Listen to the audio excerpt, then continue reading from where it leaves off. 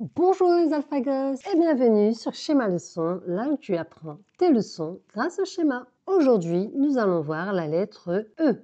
E comme dans cube. Je joue au Rubik's Cube. E comme dans euro, la monnaie. L'euro est la monnaie de l'Europe. Tu as aussi d'autres mots comme jeu, heureux, bleu. On continue avec E qui s'écrit le E dans l'eau, parce que regarde, le E est collé au O, donc on l'appelle le E dans l'eau. E dans l'eau, U, comme dans par exemple, œuvre, une œuvre d'art. L'œuvre de sa sœur, tu vois, lui tient à cœur. Tu as aussi un œuf, ça s'écrit comme ça aussi. On continue encore avec le E qui peut être encore une fois dans l'eau, donc le E dans l'eau, avec un I qui fait E. L'œillère sur le côté de l'œil réduit la vision. Donc tu vois, les œillères, c'est ce qu'on met ici, sur les côtés des chevaux, pour pas qu'ils puissent regarder ce qui se passe à côté et qu'ils continuent à marcher tout droit. Donc le E peut être aussi utilisé pour faire œillère, œil.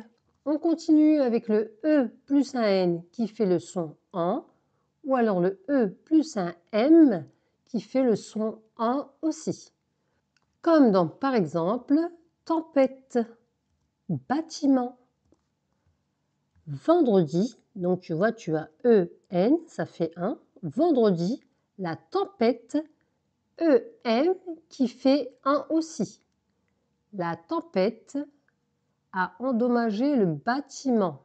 Encore une fois, tu as E-N qui fait le son 1.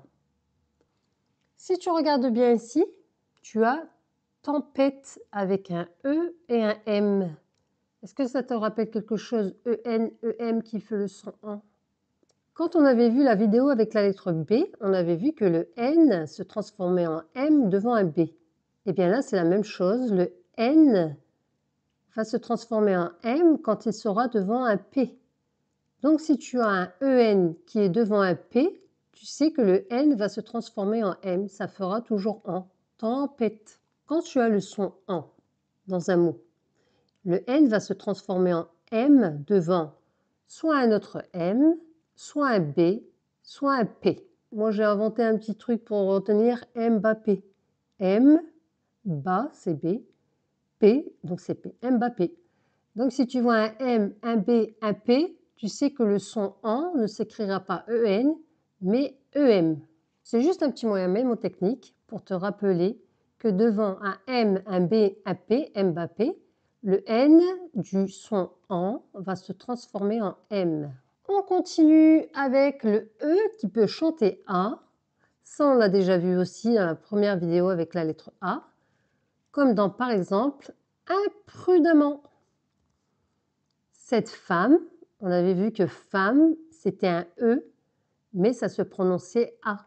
Cette femme traverse imprudemment. Tu vois, là, c'est un E. On ne dit pas imprudemment, mais on dit bien imprudemment. On continue avec le E muet, comme dans l'ironie, avec un E muet à la fin toujours, est une phrase ambiguë. Ambigu, c'est un E muet, parfois une moquerie. Donc, l'ironie, c'est quoi? C'est quand tu dis quelque chose, mais qu'en fait, tu penses le contraire. Ici, tu as un petit dessin. Ce personnage dit à son ami « Tu cours vite !» Mais en vrai, dans sa tête, il pense qu'il court comme une tortue. Donc, il se moque de lui. On dit le contraire de ce qu'on pense en se moquant. C'est ce qu'on appelle l'ironie. Donc, n'oublie pas le muet à la fin, comme d'habitude. Maintenant que tu as tout bien retenu, tu reproduis, tu recommences, tu fais des erreurs, mais ce n'est pas grave, car c'est en faisant des erreurs que l'on apprend. Si cette vidéo t'a plu, n'hésite pas à t'abonner, à partager, et je vous dis à bientôt les alphagos pour la lettre E. Et non, c'est pas F, ça sera la lettre E.